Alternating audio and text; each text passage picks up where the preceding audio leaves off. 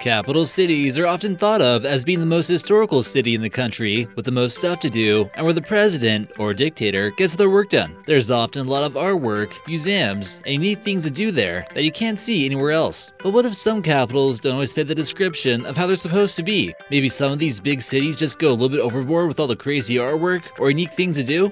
From space-age cities that went over the top, to European capitals that should just stop. Here are the strangest capital cities.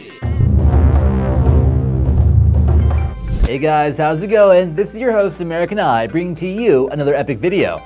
Before we get started, make sure you like, comment, and subscribe, and hit that bell for notifications. Prague. There just seems to be an abundance of strange things to do in the capital city of Czechia, which helps make Prague on our list. You don't have to stray too far away from the city center either. There's just a lot of strange art that helps earn its place. These tiny demonic-looking rugrats are found crawling around the entrance to the Kappa Museum in Prague. Here in this photo, we see them scaling the Zizkov TV tower with some kind of paranormal extraterrestrial powers. While walking down the streets of Prague, once again, you might become startled and think this statue of a guy is actually someone clinging on for dear life. This is a statue from the artist David Cerny, and it portrays a 7-foot bronze sculpture of the famous psychologist Sigmund Freud. We're also certain that no one would forget about these statues of two men relieving themselves on a map of the country, also made by the same artist. Moscow, Russia. Moscow is a huge city with over 12.2 million people living in the city limits and 16.8 million people living within the urban area.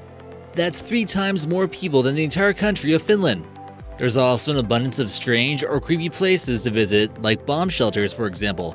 Bunker 42 is the only bomb shelter of its kind that's open to the public from a metro tunnel. One part of the bunker has become a luxury nightclub where workers actually dress up in biohazard suits. One of the more popular attractions, the Red Square, is actually an necropolis and slowly became a tradition to bury Soviet leaders there, like Joseph Stalin, by the Kremlin's wall.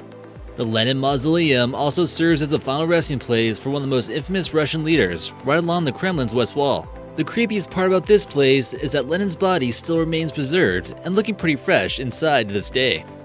Cairo, Egypt. Imagine living in a capital city that gets hit with massive clouds of sand from time to time. Giant dust storms tend to form in the Sahara when strong winds begin to blow. This will pick up fine grains of sand and scatter them high and far up into the sky. This can push sand into almost every direction and create some kind of apocalyptic scene. The largest sandstorm ever recorded reached 5,000 feet high into the sky and moved at speeds of 25 miles an hour. Here in this photo, you see the aftermath of Cairo engulfed by a sandstorm, and the color of the sky is completely different. This can sometimes cause lung problems, delay flights, and destroy crops. Sometimes you might even see what's known as a dust devil, which is basically a huge sand tornado. Brasilia. Although some might believe the capital city of Brazil is actually Rio de Janeiro, you would have been right about a century ago. It's actually the space-age moon capital a few hundred miles inland. Brazil decided that they should build their capital closer inland in order to make things fair for the big country. It would also be less vulnerable to naval attacks. It was founded in 1960, and the architects who made this place went by the names of Roberto Marx and Oscar Niemeyer. Both were well-known communists, and it shows in this city. They were responsible for a lot of modernistic and abstract designs, which earned many awards. Brasilia is also home to the Palácio da Alvorada, which the president lives in. It has a very interesting design, which might make it seem like a high-roller mansion in Miami or something. In any case, the capital has been seen as some kind of egalitarian modernistic dystopia, with many government buildings looking just a little bit rough on the eyes. The National Congress building also seems like it was designed to withstand missile strikes being made from reinforced concrete. Many also consider this asymmetrical bridge to be an eyesore. What do you think? Riyadh, Saudi Arabia. The capital and the most populous city of Saudi Arabia is basically located smack dab in the middle of the Saudi Arabian desert. And you better believe it gets hot here. With more than 8 million people, it almost seems like a miracle that such a huge city can form in the desert like this. In July, be expecting an average high temperature of 110 degrees or 42 degrees Celsius. It really won't start to cool down either until October. This city seems to suffer from a 5-month summer, and population seems to rise exponentially here. And it's also a dry heat. There's very little rainfall here. It's more likely to be a victim of a dust storm rather than a rainstorm. Another city in Saudi Arabia known as Jazad seems like it's summer all year long. Tokyo. Tokyo, Japan is one of the largest cities in the world with roughly 9.2 million people.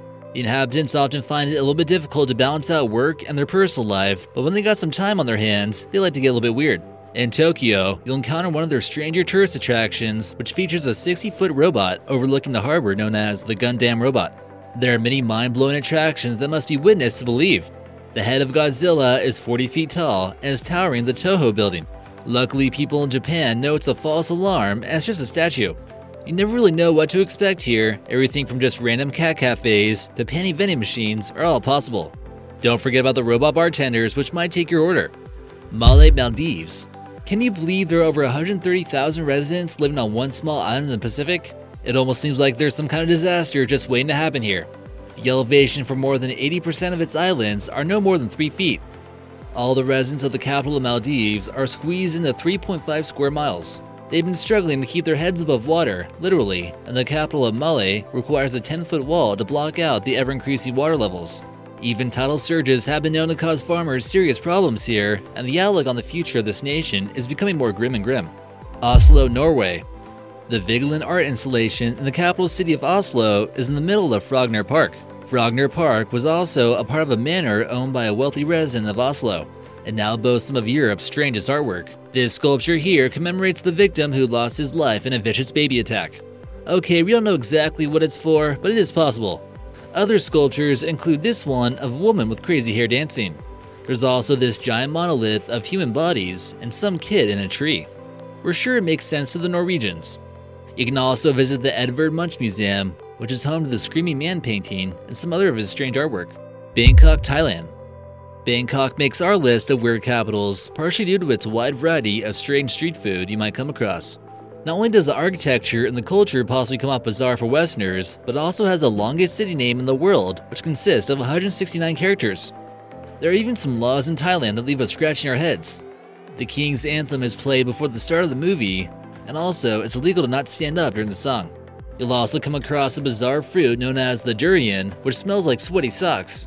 You also have to get around in a rickshaw or a vehicle known as a tuk-tuk, which are often open for negotiation on price. Since Thailand was never colonized by Europeans, you'll notice a lot of things are quite different in this town. Ulaanbaatar. You're probably thinking to yourself, hey, since when did the Mongolians actually build a city after hundreds of years of roaming the frosty steppes?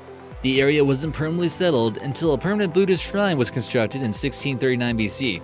In modern times, gold mines were constructed to the north of the city, which helped lure in permanent residents. It could also be one of the most isolated capitals, and inhabitants are known to suffer from long and unbearable freezing winters.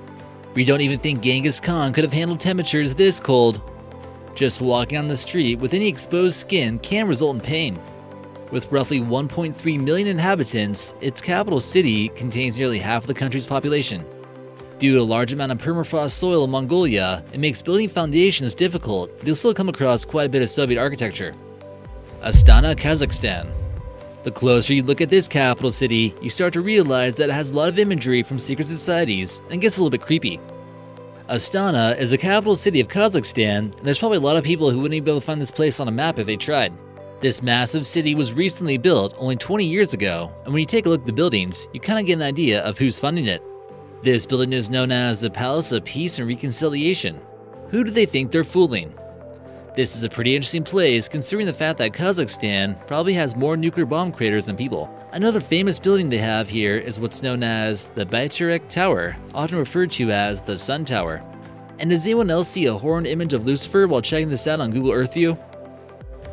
Number 2. Pyongyang. Just because you technically can come here doesn't mean it's not one of the most closed-off cities in the world. A majority of the citizens in the capital city of North Korea are stuck there and not allowed to travel. Many of the international flights are often canceled because there aren't enough passengers.